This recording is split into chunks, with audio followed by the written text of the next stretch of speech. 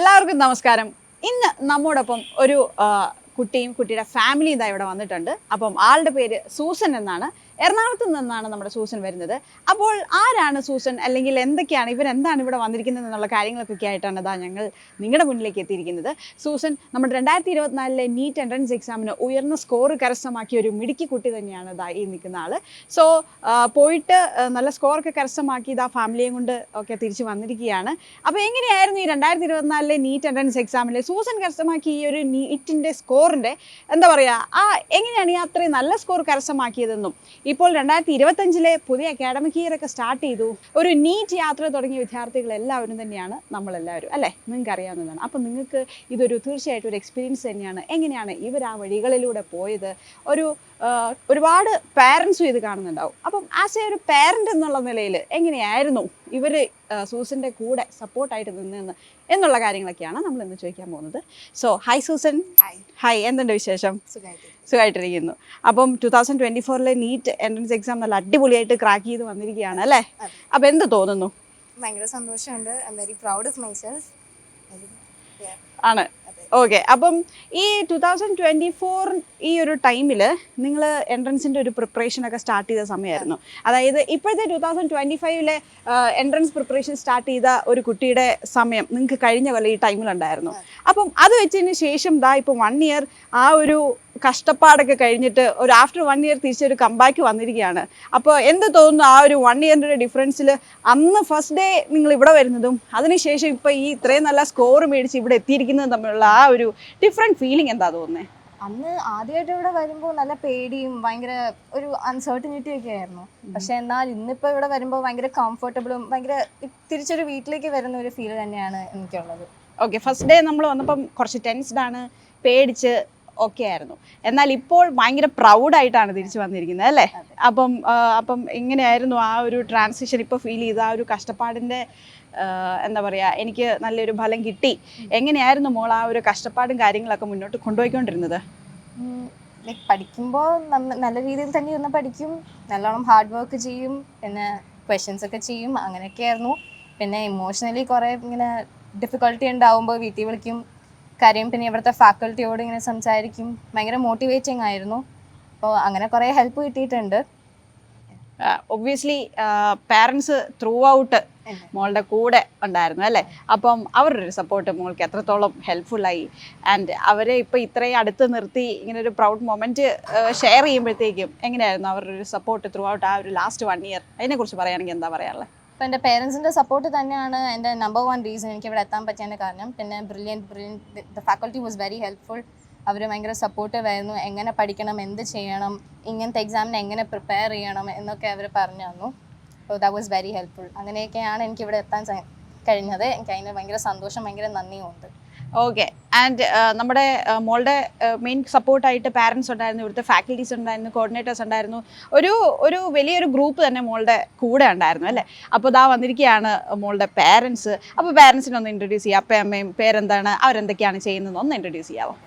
ഇതെൻ്റെ അപ്പ പൗലോസ് K George എന്നാണ് പേര്. അപ്പോൾ ബിസിനസ്സിലാണ്. Okay. And this is my mother. എൻ്റെ അമ്മയുടെ പേര് Jija Paulose. She is a housewife. Okay. മോൾക്ക് സിബ്ലിങ്സ്? എനിക്കൊരു ചേച്ചിയാണുള്ളത്. She is in her 3rd year MBBS Believers medical കോളേജിലാണ് പഠിക്കുന്നത്. അവളുടെ പേര് മറിയം പോൾ എന്നാണ്. ഓക്കെ. നമുക്കറിയാം ഏറ്റവും കൂടുതൽ നമ്മുടെ കുട്ടികളുടെ വിജയത്തിൽ ഏറ്റവും കൂടുതൽ സന്തോഷിക്കുന്ന ആദ്യത്തെ ഒരു ആൾക്കാരെന്ന് പറയുന്നത് അവരുടെ പാരൻസ് തന്നെയാണ്. സോ സൂസൻ്റെ പ്രൗഡ് പാരൻസ് ആണ് ഇതാ നമ്മുടെ കൂടെ ഉള്ളത്. സോ സാർ നമസ്കാരം. സാർ എന്ത് തോന്നുന്നു മോളുടെ സൂസൻ്റെ ഈ ഒരു വിജയത്തിൽ? എങ്ങനെ തോന്നുന്നു? ഇത് പ്രതീക്ഷിച്ചിരുന്നു, എക്സ്പെക്റ്റഡ് ആയിരുന്നു എന്നുള്ളത് ആദ്യത്തെ ഒരു ചോദ്യം. ബേസിക്കലി നമ്മൾ പറഞ്ഞല്ലോ, ഇവള് ഇങ്ങോട്ട് വിടുമ്പോൾ നമുക്ക് ഈ സ്ഥാപനത്തെ പറ്റി ഒരു ഐഡിയ ഉണ്ട്. അപ്പം 100% നമുക്കൊരു കോൺഫിഡൻസ് ഉണ്ട് നല്ലൊരു സ്കോറോട് തന്നെ തിരിച്ചു വരുമെന്ന്. ഓക്കെ. എനിക്ക് തോന്നുന്നു സാറിന് ആ ഒരു സന്തോഷത്തിൻ്റെ ഒരു ഇത് സാറിൻ്റെ ഫേസിൽ നിന്ന് കാണാൻ സാധിക്കുന്നുണ്ട്. അതുപോലെ തന്നെ സാറിന് ആ ഒരു പ്രൗഡ് മൊമെൻ്റ് ആണ് ഇതാ ഇതുപോലെ ഇപ്പോൾ സങ്കടമായിട്ടും അതൊരു സന്തോഷത്തിൻ്റെ ഒരു സൂചന തന്നെയാണല്ലോ, അല്ലേ? ഓക്കെ. അപ്പോൾ എങ്ങനെയായിരുന്നു സാർ മോളുടെ ഒരു കൂടെ സപ്പോർട്ട്? ആക്ച്വലി ഒരു വീട്ടിൽ നിന്ന് വിട്ട് നിൽക്കുന്നതിൻ്റെ ഒരു ബുദ്ധിമുട്ട് പിള്ളേർക്കൊക്കെ ഉണ്ടാവും, സ്വാഭാവികമായിട്ടും. ഒരു സെക്കൻഡ് കേട്ടോ.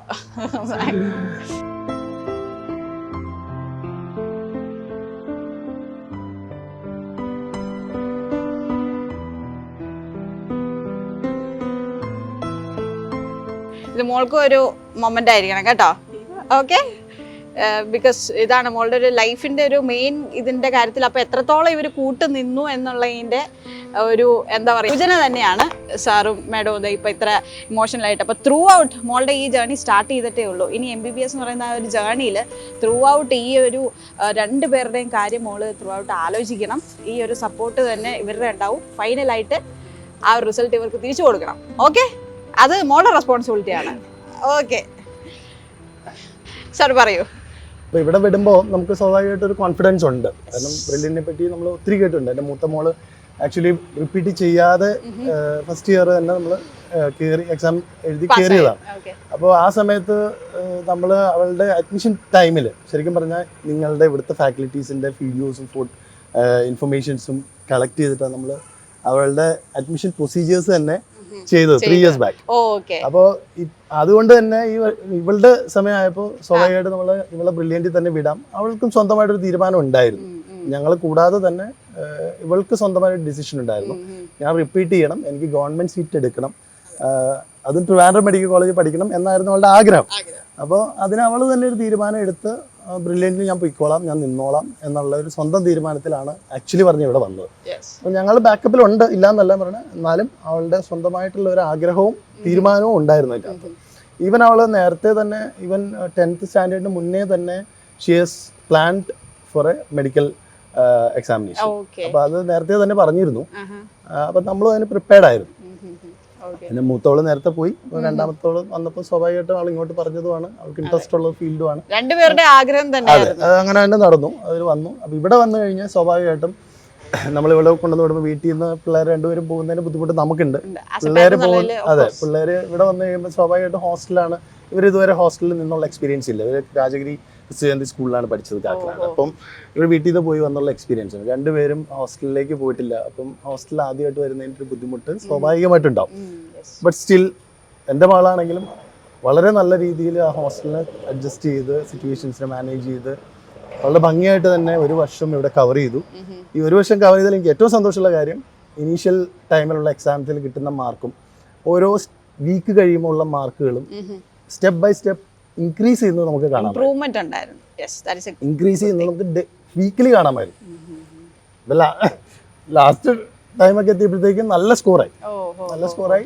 ഇടയ്ക്കൊന്ന് താഴെ പോകുമായിരുന്നു, വീണ്ടും കയറി വരുമായിരുന്നു. അപ്പം എന്നോട് പറയായിരുന്നു, അപ്പോൾ പേടിക്കണ്ട, ഞാനത് നമ്മൾ സ്ട്രോങ് പില്ലേഴ്സ് ആയിട്ട് കൂടെ ഉണ്ടായിരുന്നു അല്ലേ? അതെ, സൂസന്റെ കൂടെ തന്നെ അപ്പയും അമ്മയും നല്ല സ്ട്രോങ് പില്ലേഴ്സ് ആയിട്ട്, ഒപ്പം ബ്രില്യന്റിന്റെ സപ്പോർട്ടും കൂടി ആയപ്പോഴത്തേക്കും 100% അതൊരു വലിയ ഫാക്ടറാണ്. അപ്പൊ ഞങ്ങൾ എന്തോരൊക്കെ ചെയ്താലും ഞങ്ങൾ വേറെ സ്ഥലത്തിരുന്നല്ലേ ചെയ്യും. നിങ്ങളാണ് ഇവിടെ കുട്ടികളെ ശരിക്കും ട്രെയിൻ ചെയ്യുന്നതും പഠിപ്പിക്കുന്നതും അവർക്ക് എക്സാംസ് കണ്ടക്ട് ചെയ്യുന്നതും അതിൻ്റെ സ്കോറിങ് ചെയ്യുന്നതും എത്രയോ എഫേർട്ട് ഇടുന്നു. ഒരു കുട്ടിയുടെ പുറത്ത് ഇടുന്ന എഫേർട്ട് ഹ്യൂജ്.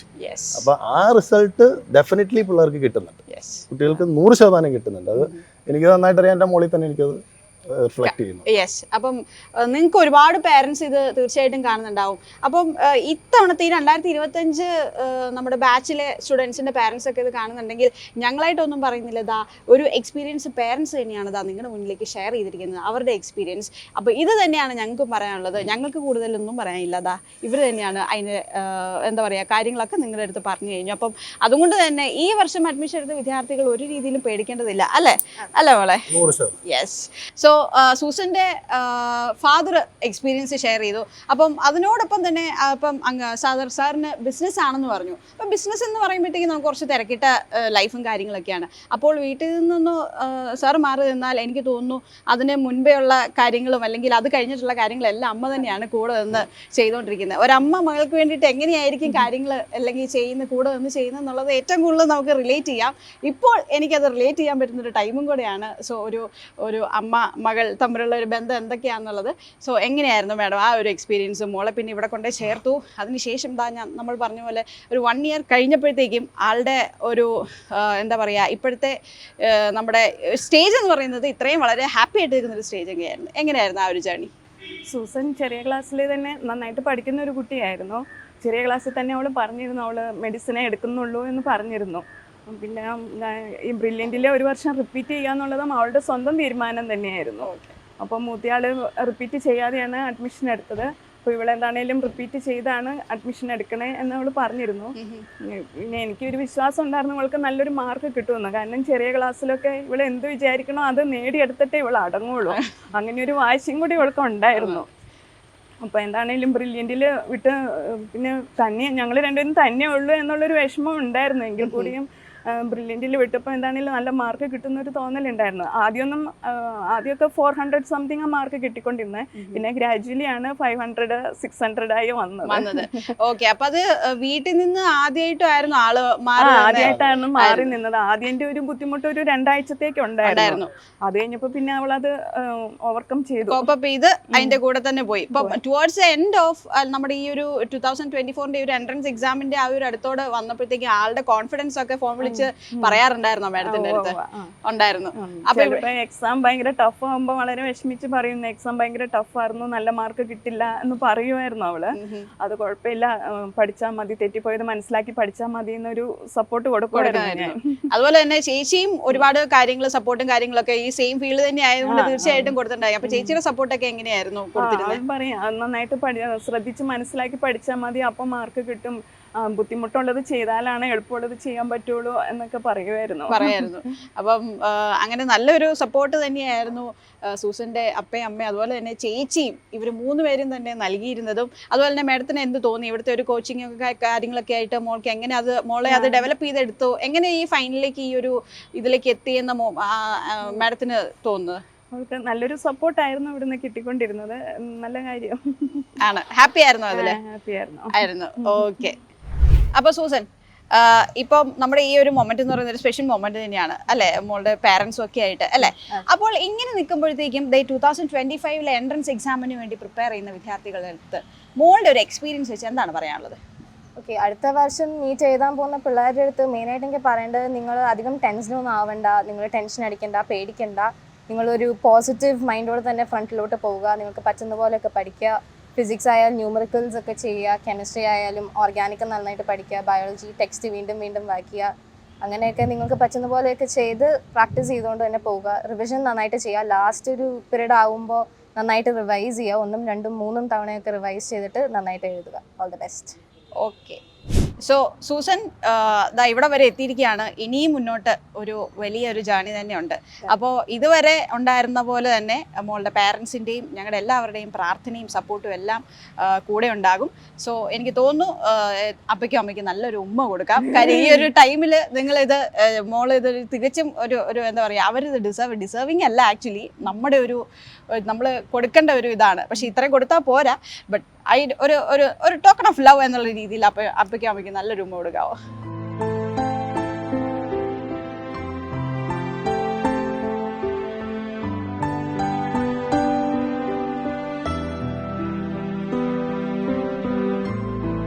ഓക്കെ. അപ്പോൾ തീർച്ചയായിട്ടും ഈ വർഷത്തെ കുട്ടികൾ എല്ലാവരും ഇതൊരു ഇൻസ്പിറേഷൻ ആക്കി എടുക്കാൻ, നിങ്ങളുടെ ജേർണി കംപ്ലീറ്റ് ചെയ്ത് കഴിയുമ്പോഴത്തേക്കും നിങ്ങളുടെ ഒരു ആഗ്രഹം മാത്രമല്ല അവിടെ പോകാൻ ചെയ്യുന്നത്. ഉറപ്പായിട്ടും നിങ്ങളുടെ പാരൻസിൻ്റെയും നിങ്ങളുടെ കൂടെ നിൽക്കുന്ന ഒരു ഗ്രൂപ്പ് ഓഫ് ആളുകളുടെയും എന്താ പറയുക സന്തോഷമാണ് നിങ്ങൾക്ക് ഇതുപോലെ നമുക്ക് കാണാൻ സാധിക്കുന്നത്. ഇത് ഞങ്ങൾ എല്ലാ വർഷവും ഇതുപോലെ ഒരുപാട് പാരൻസിൻ്റെ സന്തോഷമൊക്കെയാണ് ഞങ്ങൾ കണ്ടുകൊണ്ടിരിക്കുന്നതും നിങ്ങളുമായിട്ട് പങ്കുവെക്കുന്നതും. ഇത് നിങ്ങൾക്ക് തീർച്ചയായിട്ടും ഒരു ഇൻസ്പിറേഷൻ ആക്കി എടുത്ത് തന്നെ അടുത്ത വർഷത്തെ എക്സാം നീറ്റ് എൻട്രൻസ് എക്സാം കഴിഞ്ഞതിന് ശേഷം നിങ്ങളെല്ലാവരും പ്രൗഡായിട്ട് ഇതുപോലെ തന്നെ ഞങ്ങളുടെ കൂടെ വന്ന് നിന്ന് നിങ്ങളുടെ അടുത്ത് സംസാരിക്കാനുള്ള ഇടവരുത്തട്ടെ എന്ന് ഞങ്ങൾ എല്ലാവരും ആത്മാർത്ഥമായിട്ട് പ്രാർത്ഥിക്കുകയാണ്. സോ എല്ലാവർക്കും ഒരിക്കൽ കൂടി നന്ദി. എൻട്രൻസ് സംബന്ധമായ വാർത്തകളും അപ്ഡേഷനുകളും ഏറ്റവും വേഗം ആധികാരികമായി അറിയാൻ ബ്രില്യൻ സ്റ്റഡി സെന്റർ പാല യൂട്യൂബ് ചാനൽ സബ്സ്ക്രൈബ് ചെയ്യുക, ബെൽ ഐക്കൺ അമർത്തുക, ഈ വീഡിയോ മറ്റു സുഹൃത്തുക്കളിലേക്കും മാക്സിമം ഷെയർ ചെയ്യുക.